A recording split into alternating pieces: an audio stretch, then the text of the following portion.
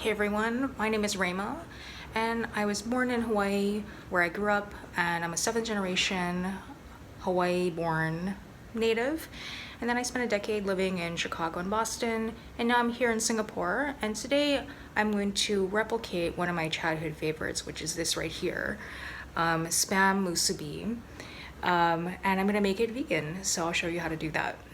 Alright, so when I was growing up in Hawaii, one of my favorite grinds was Spam Musubi. Grandma used to make Spam Musubi. So I went to the vegan store and I saw this canned Spam vegan product.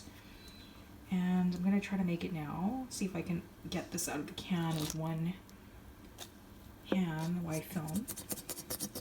Oh, it's making a... Ooh, there it is. It smells like dog food. Alright, so here's the Spam product, all sliced up by me in Hawaii. People have Spam cutting tools that can evenly cut your Spam into these nice little evenly widthed pieces. I don't have that. And in Hawaii, people make this by frying it first and then adding a sweet and salty teriyaki glaze. And you can get Spam everywhere. Spam musubis everywhere, including at 7-Eleven.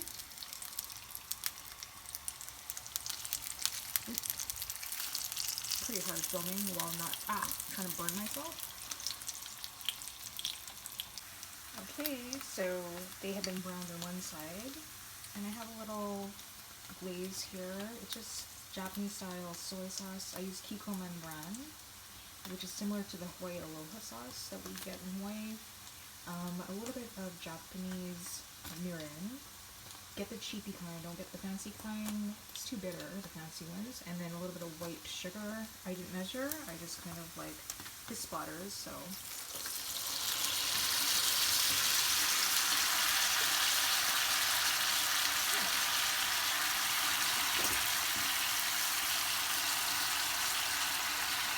And the way Grandma did it is that she would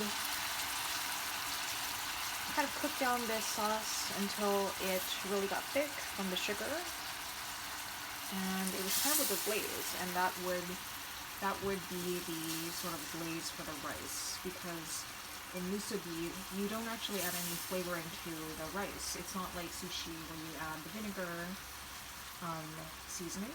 And so really it's this kind of teriyaki glaze that is the only seasoning that the rice will have when you drizzle it onto the rice. Okay, so you definitely want the sauce to be something like this. Like, it's very viscous, it's very thick. You can kind of, move it around with the pastry brush, and then you know it's done. So here's the rice that I made in my little mini 1-cup rice cooker. I use mostly sushi rice, short grain, for texture and because they stick together. And I added a little bit of brown and red rice just for taste and also texture. I would normally just do all brown rice, but brown rice, I found long grain brown rice does not stick together, and that's not a good thing for sushi or musubi or onigiri, because you really do want the ball of rice to stick together. And I have a little mold here, that's my musubi mold, and my water so I can dip the mold, because otherwise the rice will stick. And then I will assemble them right now.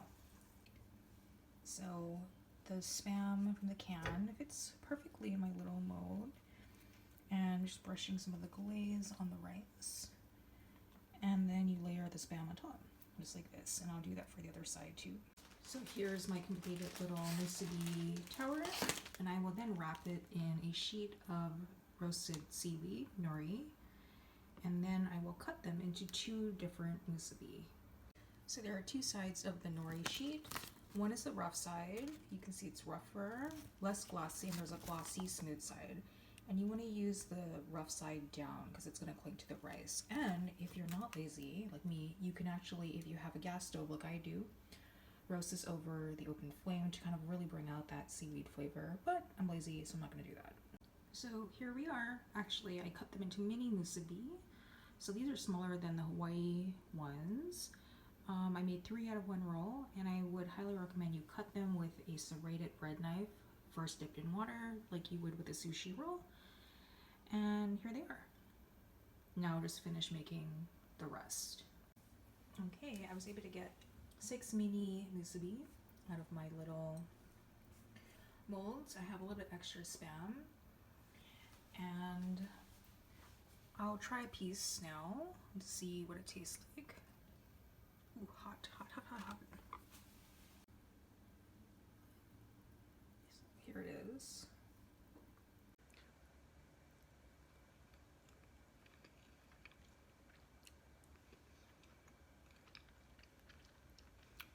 It's been a long time since I had Spam, but this tastes pretty similar to what I remember. And I think it's better than the Omni Pork Spam, which I think falls apart. It's hard to work with. This one's a little bit, if I remember correctly, softer than Spam. Like, it kind of falls apart. It's a little bit spongier than Spam, but maybe in the musubi it's gonna be, it'll taste good.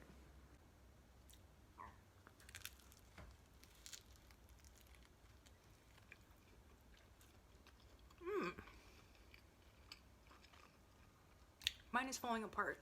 I think the brown rice is making it fall apart a little bit. So if you want a traditional texture where it doesn't fall apart, don't use brown rice. But it does have grandma's house vibes and tastes like the stuff she used to make for me when I was a little kid, before I became vegetarian when I was 12. So overall, I thought that my use of this product, it's called Yum Eat. And I got it here in Singapore at Everyday Vegan Grocer. You can also buy for them online. I thought it came out great. And so if you, like me, grew up eating Spam musubi, or if you just want to try it and you're vegetarian, I'd highly recommend this product here. It looks like there's a sticker over the can, so I wonder if it might be an existing Asian product that was rebranded for the sort of Western market, so maybe it might be coming to you soon if you're living in the United States. If you don't have access to fake vegetarian Spam, you can also do what I've done for years, which is to use firm tofu cut into the appropriate sizes, and you would just pan fry it like you would Spam, and then use the same simplified teriyaki musubi glaze. And you can also use tempeh, which is an Indonesian fermented soy product. It has a nuttier, stronger taste than tofu. Seitan, homemade, or store-bought would be great. And it's really nice to be able to replicate some of the food that I had every Saturday at my grandmother's kitchen table. Grandma spent most of her life in cooking and hosting in Massachusetts, about an hour away from Boston. And she lived on a military base with my grandfather, who was in the army, and my dad and his 2 siblings, my aunt and uncle. And a lot of her recipes showcase the immigrant experience of 20th century America, and her friends were Irish Americans, Italian Americans, and she would make these amazing recipes that she learned from her friends. 2 of my favorites. One was this corned beef noodle kugel casserole thing with onions and cheddar cheese, and I really love that one.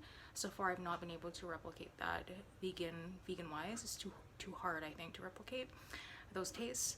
And then the other one, which I have replicated very successfully, is what she would call macaroni. And this was not macaroni the shape of pasta, because she called every pasta shape macaroni. It was basically always spaghetti with gravy, and gravy was red sauce, marinara sauce, with braised beef crumble. And I would just absolutely love macaroni. And grandma would have these huge vats of gravy simmering on the stove, and huge piles of pasta when we walked into her kitchen every Saturday, and she would dole out these huge heaps of pasta with gravy. And so it's nice to be able to replicate some of the foods that I grew up with and that really shape really happy memories of my childhood in Hawaii.